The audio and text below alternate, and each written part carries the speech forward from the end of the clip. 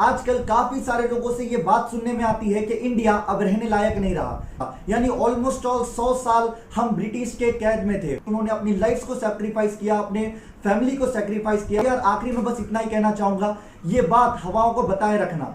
आजकल काफी सारे लोगों से ये बात सुनने में आती है कि इंडिया अब रहने लायक नहीं रहा, यहाँ पर रहना बहुत ज्यादा मुश्किल हो गया है क्योंकि सड़कें टूटी है, इन्वायरमेंट खराब है, करप्शन बढ़ता चला जा रहा है, जीडीपी की वैल्यू घटती चली जा रही है, महंगाई बढ़ती चली जा रही है, रुपीस की वैल्यू घटती चली जा रही है, ईमानदारी खत्म हो चुकी है और लालच अपने पीक पर है। लेकिन क्या आपको लगता है कि ये सारी प्रॉब्लम्स उतनी बड़ी है जितनी हमारे फ्रीडम फाइटर्स की हुआ करती थी जब वो इस देश को आजाद करवाने के लिए लड़ रहे थे?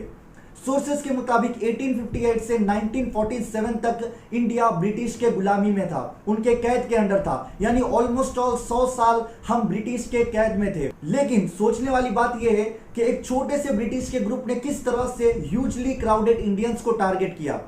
एक्चुअली ब्रिटिश ने इंडिया के लोगों को नहीं, उनके माइंडसेट्स को कंट्रोल किया था, उनके माइंडसेट्स को कैद में लिया था, उनके माइंडसेट्स को टारगेट किया था। फिर आगे जाके उनमें से कुछ ऐसे माइंड्स निकल करके आए, कुछ ऐसे लीडर्स निकल करके आए, कुछ ऐसे फ्रीडम फाइटर्स निकल करके आए जिन्होंने अपने इस देश को आजाद करवाने के लिए लाखों सैक्रिफाइसेस दी। उन्होंने अपनी लाइफ को सैक्रिफाइस किया, अपने फैमिली को सैक्रिफाइस किया। तब जाके फाइनली 1947 के अंदर हमें कंप्लीट आजादी मिली और तब से लेकर अब तक हमने अपने आप को बहुत ज्यादा डेवलप किया है। 1956 के अंदर इंडिया ने एशिया का सबसे पहला न्यूक्लियर रिएक्टर डेवलप किया था। India is the largest producers of IT professional.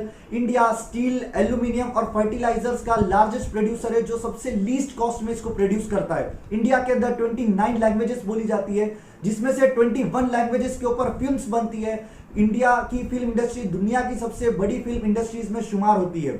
अगर म्यूजिक की बात की जाए तो ए.आर. रहमान जो कि इकलौते ऐसे इंडियन है जिन्हें 2 Oscar award, 2 Grammy award, 2 golden globe awards और 1 बाफ्टा अवार्ड मिला है। अगर डिफेंस की बात की जाए, आर्मी की बात की जाए तो इंडिया की आर्मी दुनिया की तीसरी सबसे ताकतवर आर्मी है, तीसरी सबसे बड़ी आर्मी है। और अगर स्पोर्ट्स की बात की जाए तो Saina Nehwal, PV Sindhu, Sachin Tendulkar, MS Dhoni, Kapil Dev, PT Usha, Milkha Singh, Neeraj Chopra, इन सभी लोगों ने इंडिया को नई बुलंदियों तक पहुंचाया है। और अगर मैं रिसेंट की बात करूं तो निखत जरीन ने बॉक्सिंग के फील्ड में पूरी दुनिया में इंडिया का नाम रोशन किया है। अगर स्पेस एंड टेक्नोलॉजी की बात की जाए तो डॉक्टर एपीजे अब्दुल कलाम को कौन नहीं जानता। हाँ, इस बात को हम लोग बिल्कुल एक्सेप्ट करते हैं कि इंडिया के अंदर कमियां भी बहुत सारी है, लेकिन उन कमियों को पूरा करना भी तो हमारी जिम्मेदारी है। हमको जो चेंज हम लाना चाहते हैं वो चेंज हमको खुद से स्टार्ट करना पड़ेगा। जब फ्रीडम फाइटर्स ने हम सब के लिए अपनी लाइफ्स की कुर्बानी दी, अपने फैमिली की कुर्बानी दी, अपने फैमिली को सैक्रिफाइस किया, अपनी लाइफ्स को सैक्रिफाइस किया, तो हम इस देश को डेवलप करने के लिए, इंडिया को एक डेवलप्ड कंट्री बनाने के लिए क्या हम झूठ की कुर्बानी नहीं दे सकते? क्या हम करप्शन की कुर्बानी नहीं दे सकते? हम झगड़ों की, फसाद की कुर्बानी नहीं दे सकते?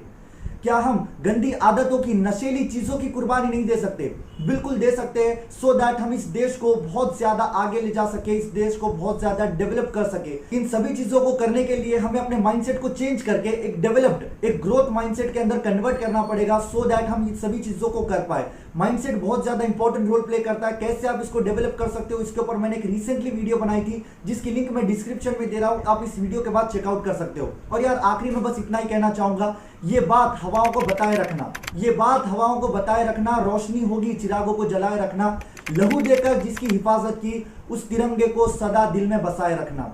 और यार इस डायमंड जुबली अवसर पर 75th इंडिपेंडेंस डे के आपको बहुत बहुत शुभकामनाएं। इस वीडियो पे आने के लिए, इस वीडियो को देखने के लिए, इंडिया की अचीवमेंट्स अपने फ्रेंड्स के साथ शेयर करने के लिए, इस वीडियो को लाइक करने के लिए, इस चैनल को सब्सक्राइब करने के लिए आप सभी लोगों का प्रेम पूर्वक बहुत बहुत धन्यवाद।